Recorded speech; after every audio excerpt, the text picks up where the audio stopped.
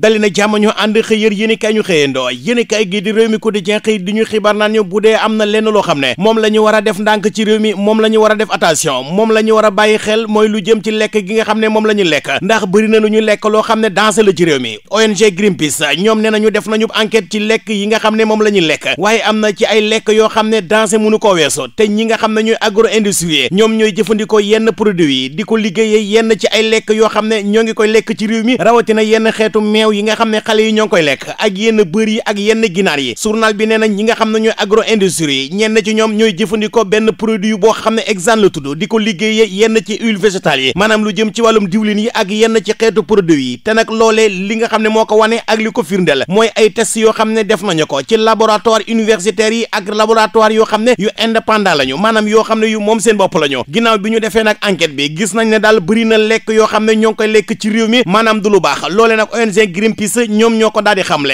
yéenekaay gi di Libération xëy duñu xibaar naan ñoo Madiambal Diagne xëy nañ ko jàmbal ji xëtu yéenekaay gi Madiambal Diagne ab rapport scientifique moo ko daal di tudd ci lu toll ci ñaar fukk ak benn ci milliards maanaam 21 milliards journal bi nee na du Madiambal Diagne rek ak société bii di Ellipse yéenekaay gi nee na dossier Madiambal Diagne jël nañu ko jox ko juge 3e cabinet bu pôle judiciaire financier Madiambal Diagne journal bi nee na defaroon na ay bagaasam dem ca aéroport international Blaise Diagne ngir nag jël roppalaan gi ngir dem ca diwaanu Paris la France waaye nag moom Madiambal Diagne bi mu demee ca aéroport dañu ko wax na ko Madiambal bam na naam ñu ne ko mënoo génn réew mi ndax dañuy tere nga génn réew mi Madiambal Diagne ci noone ci la jëlaati bagaasam dellu këram journaliste yi nekk ci yéenekaay gi de Libération ñoom woo nañ Madiambal Diagne bi ñu composé numéro Madiambal Diagne mu naan kër tiit Madiambal Diagne jël téléphone bi journaliste yi na ko ñun la waa Libération liñ lay laaj mooy Madiambal Diagne ndax dañu laa tudd ci rapport ak ndax dañu laa tere ngir nga génn réew mi Madiambal Diagne la mu leen tontu mooy je n'ai aucun commentaire à faire maanaam amul lenn loo xam ne dinaa ko ci wax ci noone ci la journaliste yi coupé yéenekaay gi yemul foofu tamit daal nay wax ne Wally Seck bu ngeen déggee ñu ne convoqué nañu ko ci pôle judiciaire financier bu mu leen daal di bett ndax mbooleem ñi nga xamante ne tudd nañu leen ci mbiri Wally Seck bu weesoo Amadou Sall ñi si des ñëpp déglu nañu leen yéenekaay gi nee na Samuel Sarr daanañu koy déglu ci lu jëm ci wàllu wee ki nga xam ne mooy Dan Sarr Lansar Auto mu ngi ci kasu bi waaye terewul jël nañu ko génn nañu ko ci kasu bi déglu nañu ko ci wàll wi ba ñu sa pare la ñu ko jëlaat yóbbuwaat ko ci kasu bi Ibrahima Ba mi nga xam ne mooy doomu Amadou Ba mi fi nekkoon premier ministre bu Sénégal moom déglu nañu ko si ba jël ko mandat ko dépôt ku ñuy wax Saliou Sylla mu yëngatu ci wàllu weccante xaalis moom tim déglu nañu ko ba jël ko yóbbu ko ci kaso bi ku ñuy wax Cheikh Tidiane Seck mi nga xam ne mooy chauffeur Ibrahima Ba moom tim déglu nañu ko ci wàll wi ba jël ko yóbbu ko ci kaso bi jamono ji nag ki ci des mooy Wally Seck ak nday mbili gi ki ñuy wax ne mooy serveur bi di Amadou Sall